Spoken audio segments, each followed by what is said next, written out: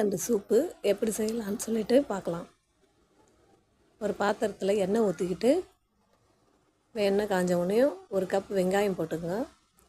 அது நல்லா வசங்கின உடனேயும் 2 ஸ்பூன் இஞ்சி பூண்டு, அது வசக்கிட்டு தக்காளி போட்டுங்க. 2 பச்சை மிளகா கட் பண்ணி வச்சுருக்கோம்ல, அதையும் சேர்த்துக்கணும். கூட கருவேப்பிலையும் போட்டு நல்லா ஒரு கோல்டன் ப்ரௌனில் வர மாதிரி வதக்கிடுங்க.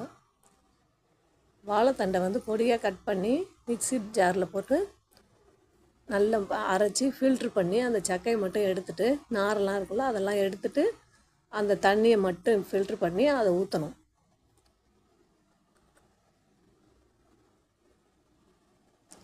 அதை ஊற்றி ஒரு மிக்ஸ் பண்ணி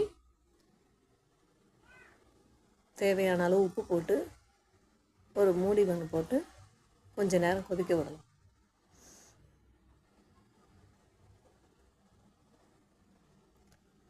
ஒரு பவுலில் 2 ஸ்பூன் கார்ன் மாவு போட்டு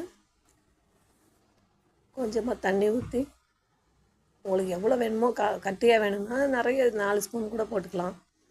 கொஞ்சம் கம்மியாக வேணும்னா ஒரு 3 ஸ்பூன் இப்படி போட்டு தண்ணி ஊற்றி மிக்ஸ் பண்ணி அந்த கொதிக்கும் போது அது கூடவே இதையும் ஊற்றி இன்னும் கொஞ்சம் நேரம் ஒரு 5 நிமிஷம் கொதிக்க விட்டு அதில் வந்து கொத்தமல்லியை மேலே தூவி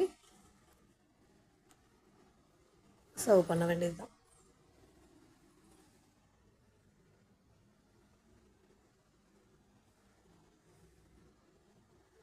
சூடான வாழைத்தண்டு சூப்பு ரெடி.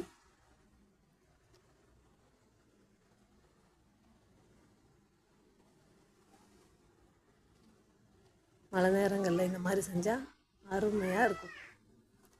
அது மேலே கார்ன் போட்டு சாப்பிடணும்.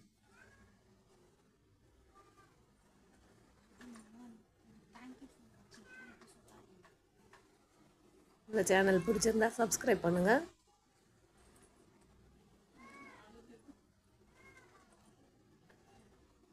நீங்களும் உங்கள் வீட்டில் செஞ்சு பார்த்துட்டு கமெண்ட் பண்ணுங்கள்.